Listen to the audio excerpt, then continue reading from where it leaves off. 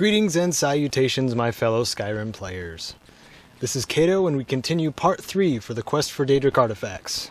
If you have trouble finding the Daedric princes and their shrines, their artifacts, this is the place to be, because I'm going to show you all that. Now, this is not spoiler-free, so I recommend watching the first part of the quest and going on from there if you just need to find it. In this episode, I will be covering the Cursed Tribe, a Daedra's Best Friend, and the Break of Dawn. That's from Malakath, Clavicus, Vial, and Meridia. Without any further ado, let's get started. First quest is the Cursed Tribe for Malakath, who represents the spurned, the ostracized, the sworn oath, and the bloody curse. He is also known as the God King of the Orcs. This quest begins in the Orc fortress of Lorgashbur. Take the road southwest of Riften and you should find it. When you first arrive at the proper level, you will see that these orcs are being attacked by a giant. Once you talk to Atub immediately after that, she will say that they are cursed, and she would like to summon Malakath. She then sends you to gather troll fat and a Daedra heart. If you're doing this directly after Vermina's quest, which I covered in part 2, and gathered all the ingredients, you should have no problem having those items. If not, you should be able to buy them from an alchemist. Bring those ingredients to Atub, and she will take you to go see Yamars, their chief, and let him know that it's time to summon Malakath and get rid of this curse. Atub then summons Malakath, who just starts ripping into Yamars. Weak, you're small, and you're an embarrassment. You let giants overrun my shrine. Bring me their leader's club as an offering, and I might release you from this curse. Yamar's first reaction is towards you. He blames you for not only summoning Malakath, but he also blames you for the fact that he has to go kill a giant now. So even though he's not that convincing to begin with, he convinces you to go with him and make sure he stays alive on his way to the giant. Then he assures you, of course, that you will be paid gold, or some such reward, for doing him this favor, and then ultimately leaving them all alone. He says he'll meet you at Fallowstone Cave, which is northeast of Riften, along the mountains. You shouldn't have any trouble finding it. When you arrive in open dialogue with Yamars, and this is probably the third time he says let's get this over with, when in actuality he's drawing out the time longer by talking to you. And then he also complains about his sleeping habits. You get the overall idea of who he really is. After that, you enter the gorgeous yet deadly Fallowstone Cave, which you can expect to fight giants and bears. All you really have to do is follow the river, or just follow Yamars and make sure he stays alive. But it seems as though he really has no problem taking care of himself. When you get to the exit of Fallowstone Cave, you will enter an area called Giant's Grove. It does have a map marker, which means you can travel to it, but you cannot fast travel out of it, which is kind of strange. Yamar stops about halfway to the giant, and proceeds to bribe you into killing the giant instead. This is the infamous choice of the quest. So if you proceed to kill the giant, take the hammer, and come back to him... Work. You have a true fighting spirit. Did that better than I could have. Of course, I can't let you leave here alive. Wouldn't want anyone finding out. You end up having to kill Yamars too. This reinforces what Malakath said earlier, and what he says now. 2 problems solved at once. So the other choice, telling Yamars, no, I'm not going to kill the giant for you, doesn't take too much convincing. The only major difference between these two choices is having to kill the giant and Yamars, or just the giant. This one's not only the easier route, but for me it was the most entertaining. So entertaining, in fact, that I did a dramatic rewind. Watch out for that giant's special move. After this point, you can kill the giant and take Shagirl's hammer, and bring it back to Lorgashbur to put it on the shrine. You can initiate this by talking to Atub. Now, she asks what happened to Yamars. This is the only thing really affected by your choice. But of course, regardless of what you say, Malakath corrects you in how weak Yamars really was. After this, you of course earned Malakath's favor, and he gives you Volendrung, also known as the Hammer of Might. I consider this to be the Berserker's ideal weapon, because its effect is to absorb 50 points of stamina per hit. As an added bonus, for being friends with this tribe now, you can get Yugor as a follower. Her skill set is along the lines of a scout or a ranger. She'd make a decent support unit. Hope you're feeling that sense of accomplishment. We got 2 more to go. A Daedra's Best Friend takes us back to Falkreath, and is for Clavicus Vial, the Daedric Prince of Wishes. Described as the Daedra who likes souls just for the sake of having them. As I had mentioned in part 1, the guards outside may ask you if you've seen a dog. But the real starter of this quest is Lod the Blacksmith, so head over to the Blacksmith's Forge and talk to Lod. He will ask you almost immediately if you have seen a dog. The reason he has such interest in this dog is because he needs a ferocious guardian of his forge and his house. So he gives you a slab of meat to see if you can go lure that dog, and directs you outside of town. Before you even have a chance to put the meat on the ground, you are approached by the dog that he was looking for, and to your surprise it begins to speak to you. It makes sense that this is not just any dog. He tells you that his master, Clavicus Vile, kicked him out after an argument got heated, and Barbas wants your help in reuniting them. He guides you to Clavicus Vile's shrine, which is located in Hamar's Shame, that is along the mountain pass to the east of Falkreath. When you enter the cave, you should expect to fight several vampires and their thralls, so plan accordingly. Outside of the constant encounters with vampires and their minions, Hamar's Shame still has a pretty linear layout. I've used that word twice now. It's straightforward. There are a couple traps you should look out for, especially the spike trap that comes down on you. Just watch for pressure plates and you should be fine. Now this dungeon is separated into 2 cells. Cells being the areas that require a load screen, so it's fairly large. Of course Barbas should be with you during this endeavor, and since he can't be killed at this point, he makes some decent fodder when you're going up against these vampires. So keep that in mind if you happen to be wearing cloth. At the end of this cave, you finally reach the shrine of Clavicus Vile. Oh, what's your heart's desire? What kind of deal can we strike? This is of course the abridged version, so he has to reunite him with Barbas, and that doesn't go over so well, but then he reconsiders, and says that there is a powerful axe that he would like retrieved. He tells you that this axe resides in Rimerock Burrow, which is pretty much on the other side of the map. He still considers this a deal that you're making, and he thinks he's so clever. For example, the vampires that you just killed were some of his followers that were begging for a cure, so his way of granting wishes is questionable.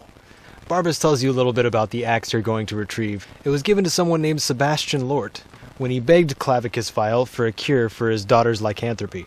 So Clavicus Vile gave him an axe, indeed forcing him to kill his own daughter. Look behind the shrine and you'll find an exit, and also a back entrance so you don't have to track all the way through the dungeon to get back to him. So now you must make the trek to Rimerock Burrow. Sadly, the closest city to that is Solitude, and it's not even really that close. Take the road northwest. I recommend a horse. Be prepared to fight a manic depressive wizard and a fire atronach. Once you kill Sebastian Lort, go to the ancient table and you will find the Rueful axe. Now all you need to do is return to Clavicus Vile at Hamar's Shame. Now just in case you forgot where that back entrance was, you head up the mountain pass a little ways, and on the inside of the first corner there's a tree. Behind that tree is the back entrance. You return to Clavicus Vile with the dog and the axe, and he tempts you with the idea of keeping the axe for yourself. So here's the first choice. And only if you use the axe to kill Barbas. Simple as that. You have the option of speaking to Barbas, and he tells you that the axe is not the only thing that Clavicus Vile has. I believe this is the only quest that tells you your options before you make your decision. If you make the choice to kill Barbas and keep the axe, Clavicus Vile says good job, well done, all that. Then Barbas appears next to him on his shrine, which is pretty close to how it looked in Oblivion, if you can remember that far back. After you get the Rueful axe, it's another weapon that deals damage to stamina, but you do not absorb, so this is a good weapon for causing your enemies to stagger. Should you choose to reunite Barbas with Clavicus Vile, he will still give you an artifact, and then he and Barbas will simply disappear. Choosing not to kill Barbas will yield the Masque of Clavicus Vile, which gives you 20% better prices at store, plus 10 speechcraft, and plus 5% magicka regeneration. Alright, we are now on to the last one for this episode. The Break of Dawn for the Daedric Prince, Meridia, the Lady of Everlasting Energies. Now at level 12, the starter for this quest can be looted from the final chest in any dungeon. Also you can go directly to the shrine and she will direct you to a place where the beacon is being kept. Return my beacon to Mount Kilcreath, and I will make you the instrument of my cleansing light. So that's what happens when you loot it, so don't be surprised when you hear a voice in your head when you pick something up. It's perfectly normal. Meridia's shrine is hard to miss. It has a giant beam of light coming down on it, and is off of the road west of Solitude. When you arrive at Meridia's shrine, at the top of Mount Kilcreath, place the beacon on the altar, and you will be transported far above Skyrim to speak to Meridia. It is time for my splendor to return to Skyrim. But the token of my truth lies buried in the ruins of my once great temple, now tainted by a profane darkness skittering within. Meridia tasks you with going into her temple and killing the necromancer Malkarin, who has desecrated it 100 times over and taken advantage of the war that's going on and resurrecting both Imperial and Stormcloak soldiers as his minions. Malkaran has forced the doors shut, but this is my temple and it responds to my decree. I will send down a ray of light. Guide this light through my temple and its doors will open.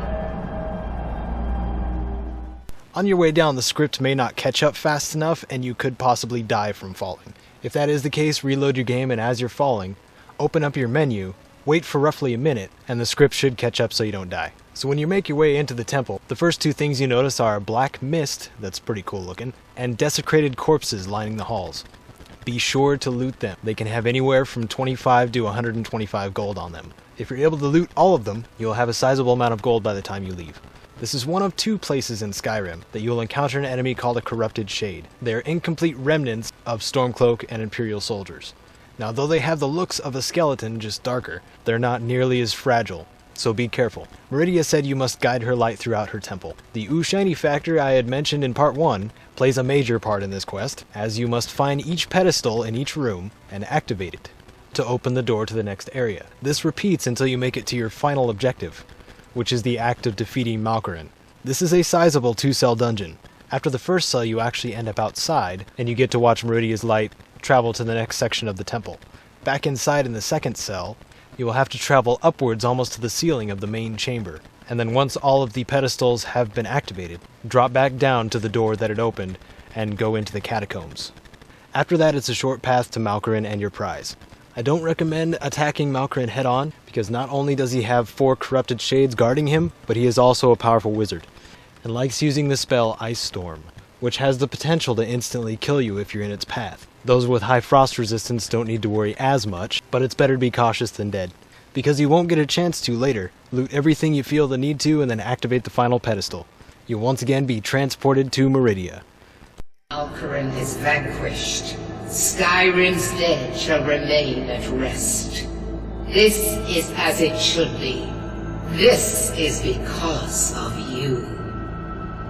Take the mighty Dawnbreaker, and with it purge corruption from the dark corners of the world. Wield it in my name, that my influence may grow.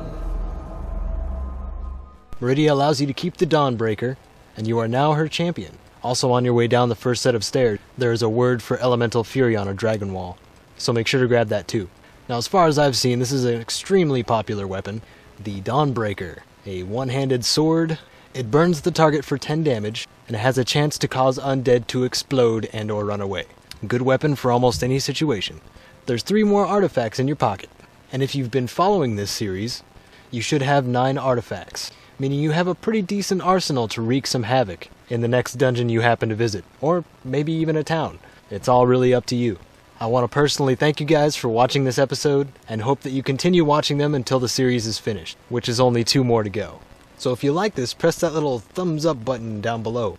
It helps my ego out a little bit. If you're feeling really generous, leave me a comment. I like to see words from other people sometimes.